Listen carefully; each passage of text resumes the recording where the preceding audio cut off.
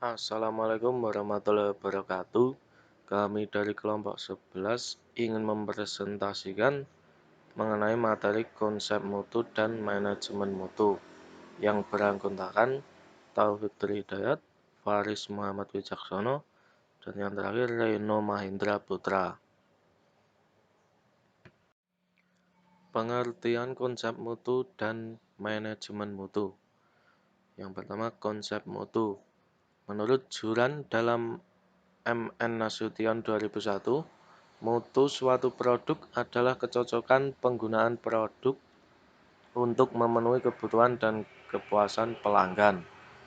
Yang kedua, Crosby dalam MN Nasution 2001, mutu adalah conformance to requirement, yaitu sesuai dengan yang disyaratkan atau distandarkan.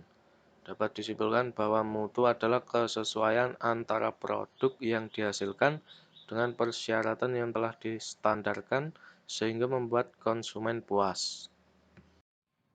Kemudian ada manajemen mutu. Menurut Ishikawa dalam MN Nasution 2001, manajemen mutu adalah gabungan semua fungsi manajemen, semua bagian dari suatu perusahaan, dan semua orang ke dalam falsafah holistik yang dibangun berdasarkan konsep kualitas, teamwork, produktivitas, dan kepuasan pelanggan. Dapat disimpulkan bahwa manajemen mutu merupakan gabungan dari semua fungsi manajemen yang dibangun berdasarkan konsep kualitas dan berorientasi kepada kepuasan pelanggan. Yang selanjutnya yaitu manfaat mutu.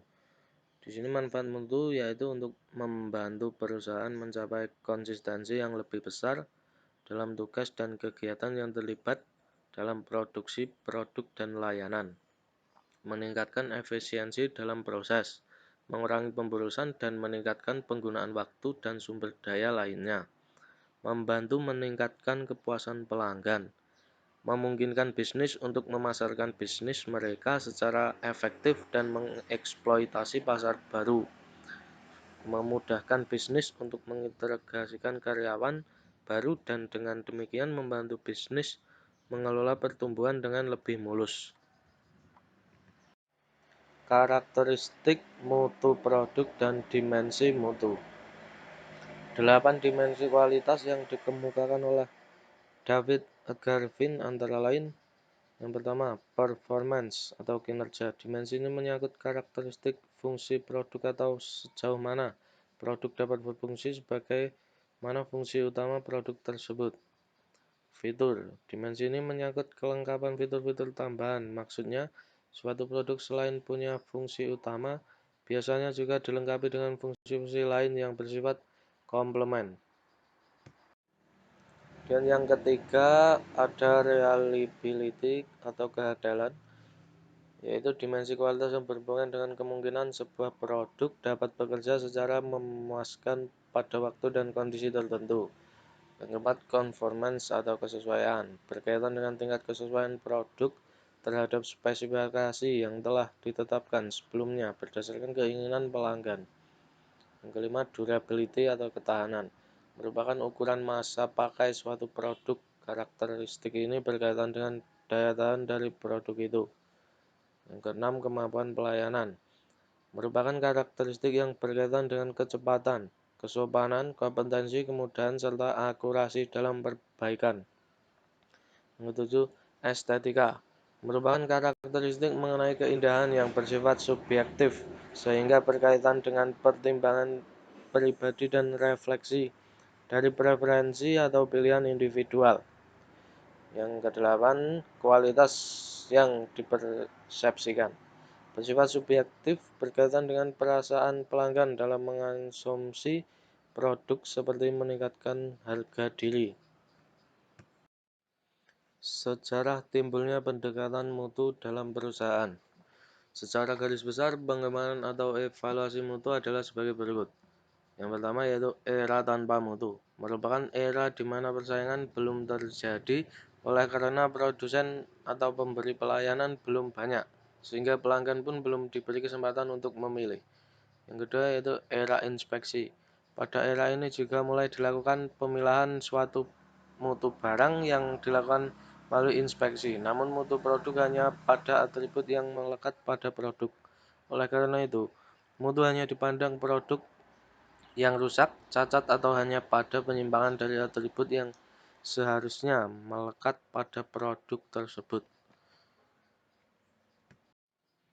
Dan yang ketiga yaitu era pengendalian mutu. Era pengendalian mutu dimulai sekitar tahun 30-an. Era ini disebut juga era statistical control yang lebih menekankan pada pengendalian keseragaman produk dan pengurangan aktivitas inspeksi serta dilakukan Departemen Teknis dan Departemen Inspeksi. Yang keempat, era jaminan mutu. Era jaminan ini dimulai pada sekitar 60-an yang menekankan pada koordinasi pemecahan masalah secara proaktif.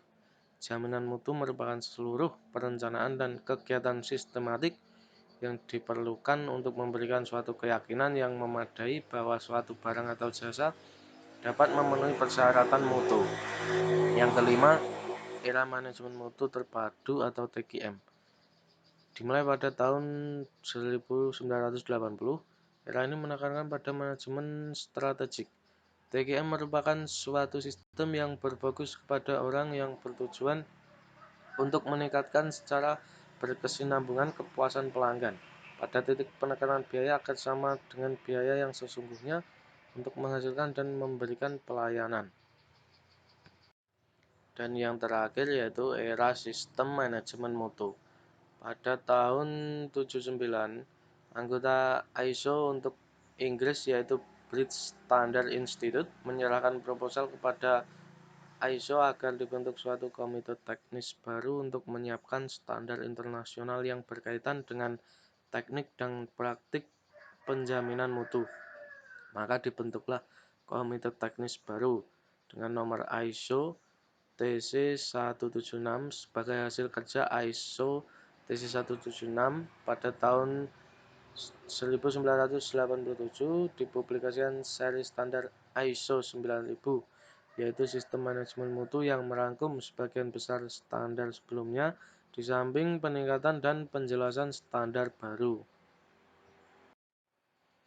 Pendekatan mutu berdasarkan TQM. Yang pertama, manajemen mutu terpadu atau TQM. Pendekatan manajemen pada suatu organisasi berfokus pada kualitas dan didasarkan atas partisipasi dari keseluruhan sumber daya manusia dan ditunjukkan pada kesuksesan jangka panjang melalui kepuasan pelanggan dan memberikan manfaat pada anggota organisasi. Prinsip TQM menurut Hensel dan Brunel.